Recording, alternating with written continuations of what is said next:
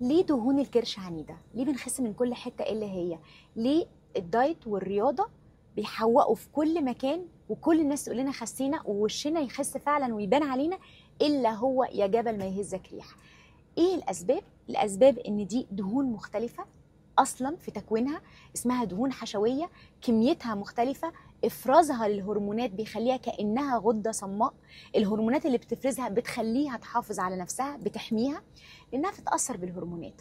ثلاث هرمونات اساسيه: الانسولين ومقاومه الانسولين، الكورتيزول اللي بيطلع من الاسترس وقله النوم تحديدا، وكمان الاستروجين وقلته بالذات بعد سن الأربعين عند الستات، أو زيادته عند الرجال برضو بعد سن الأربعين والخمسين.